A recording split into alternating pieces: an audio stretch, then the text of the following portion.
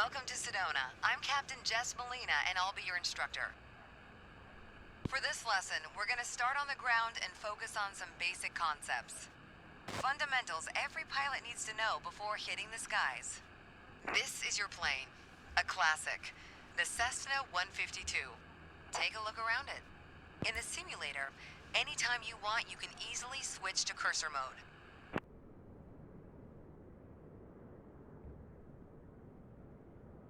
The cursor is handy for interacting with menus and cockpit controls or instruments. As you can see, activating the cursor also displays the toolbar. The toolbar is a quick access menu that allows you to control various aspects of the simulation. Try to find and open the basic controls panel.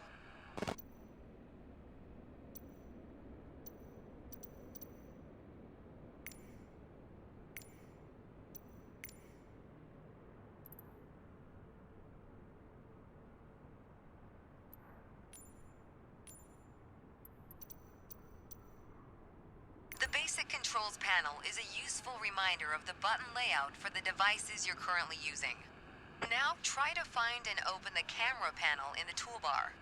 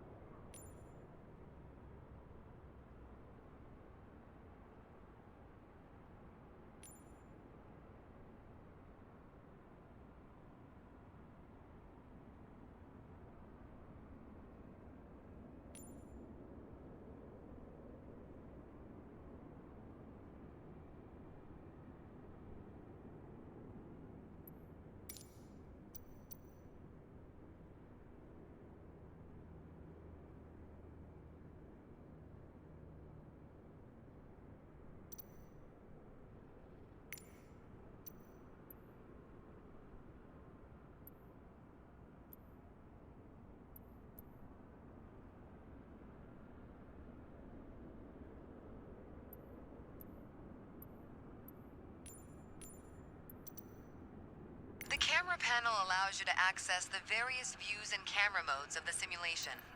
Go ahead and close all the panels for now. Right now, we are in the external view mode. Let's switch to cockpit view next. In front of you is the yoke, the primary means of controlling the aircraft. In the simulation, you'll be controlling the aircraft with your peripherals of choice. So let's hide the yoke for now.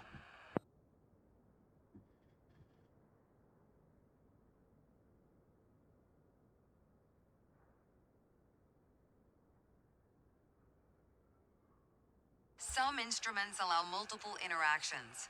For example, rotating a dial clockwise or counterclockwise. In these cases, you need to lock the cursor onto them in order to interact. For example, take a look at the clock in the middle of the dashboard. Go ahead and lock the cursor on it. Now change the clock time.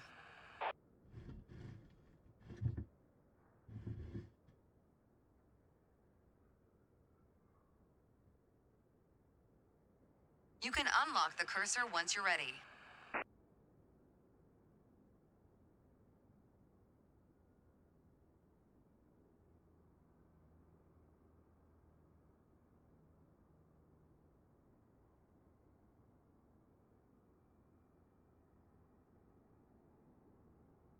For now, we're done with the cursor, so go ahead and hide it. All right, as we've seen, when you want to look around you, it's easy to rotate the camera. But you can also move it freely in the cockpit to get a better view of anything you want to see, even through a window to look outside.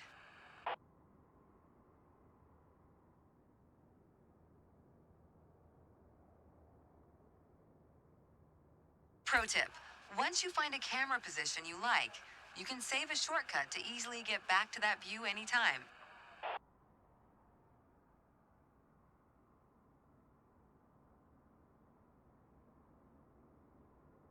Now, reset the camera to its original position. Then try switching to your custom one again. Alright, that covers all the main camera functions available in the simulation. Try to familiarize yourself with them a bit more. Then reset the camera to its original position whenever you're done. Great.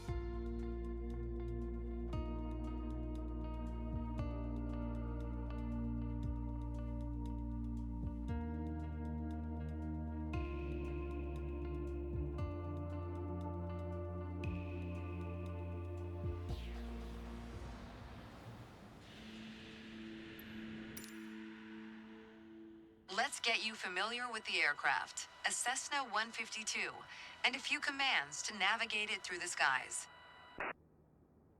In front of you is the yoke. The yoke is like a steering wheel, more or less. Turn it left or right to control the ailerons and bank the aircraft into turns. Look at the trailing edge of the wings while turning the yoke to see the effect on the ailerons.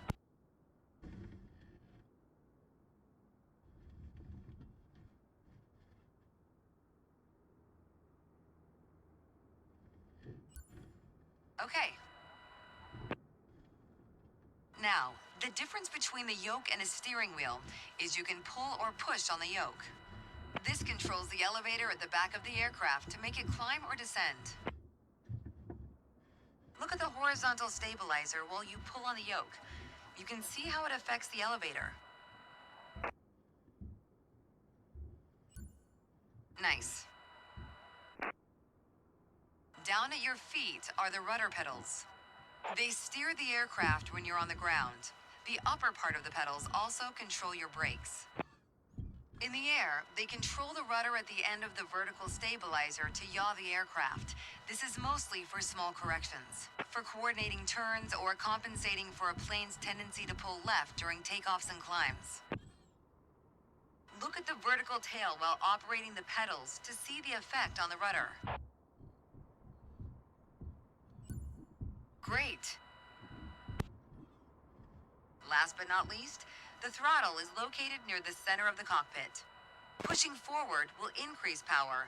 Pulling back will decrease power. First, look at the throttle and select it. Keep it selected and push it forward to increase power.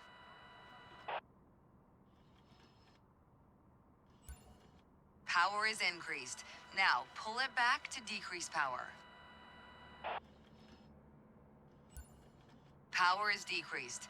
Now we'll do the same without focusing on it. Deselect the throttle. Look away from the throttle and increase power.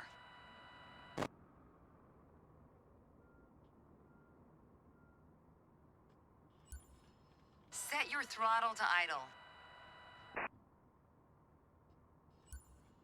Excellent. When the engine is on, you'll be able to see the power change on your RPM indicator. You'll find it on the right side of the dashboard.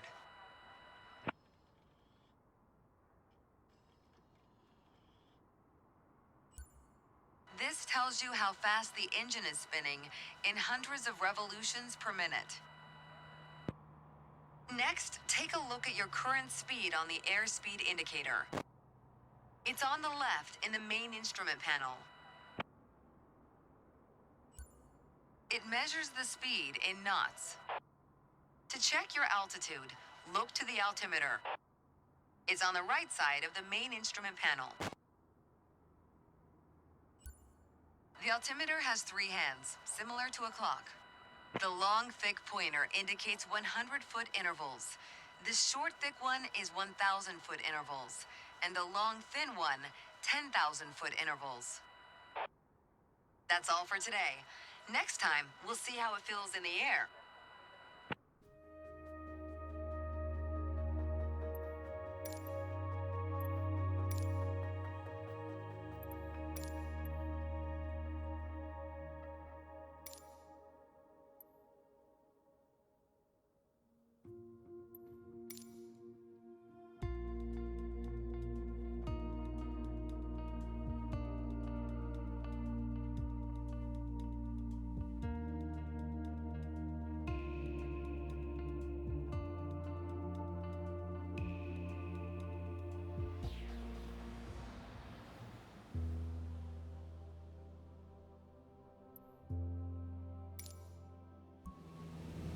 I've got to say, you chose a great day to go flying. This session, we'll get started with some basic controls. Sound good? First things first, let's get familiar with your surroundings. Out your side windows, you can see we have great visibility over Sedona today.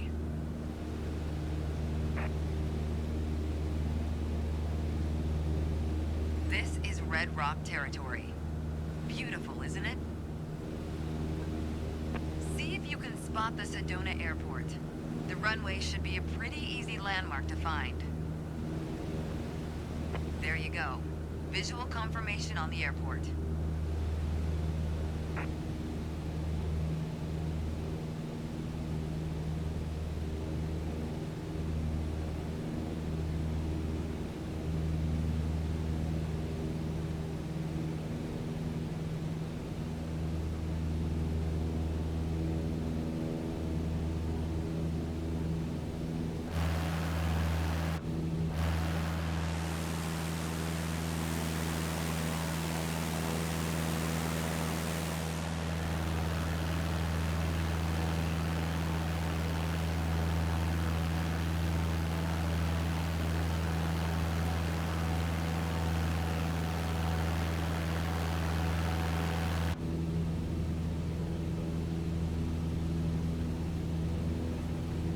We already talked about basic controls while we were on the ground.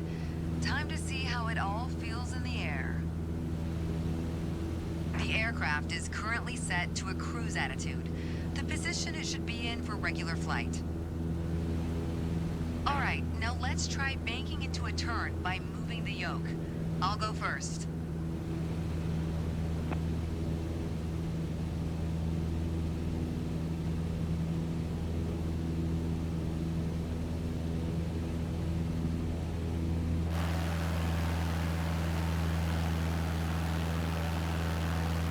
General rule, you always want to keep your turns under 30 degrees.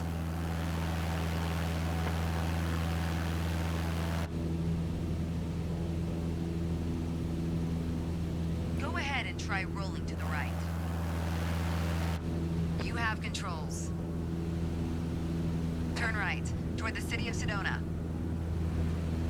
Make sure any control movements are soft and gentle. As we're flying towards Sedona, let's try climbing up and down. Gently pull on the yoke to climb. Give it a try.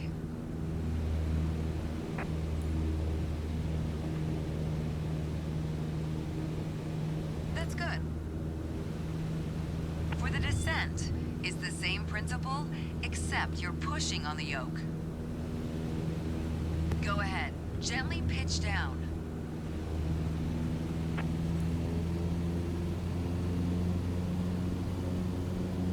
Next time, be a bit more gentle on the controls. Okay, time to find the airport again. Look around, and when you found it, make a turn in that direction.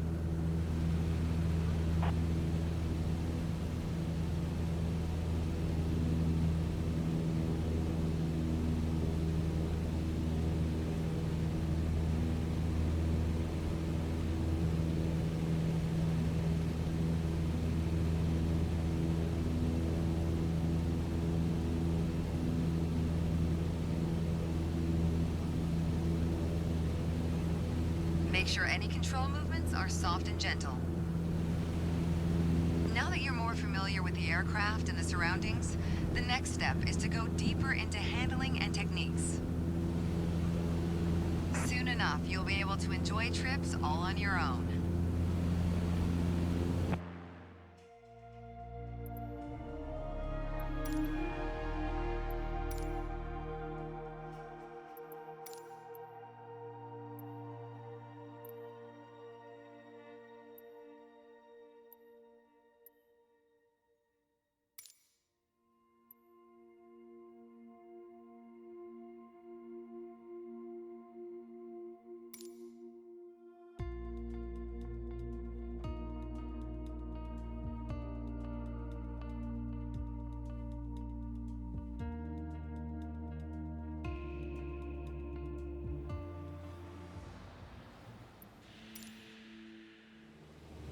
To help demonstrate pitch, I've drawn 3 lines on the windshield. Notice how the middle line matches the horizon while we're flying level. This is the cruise attitude. The lower dotted line is the climb attitude, and the upper one is the descent attitude. Let's dig deeper into what that means. Pull back gently on the yoke until the climb attitude line matches the horizon. Then maintain that attitude.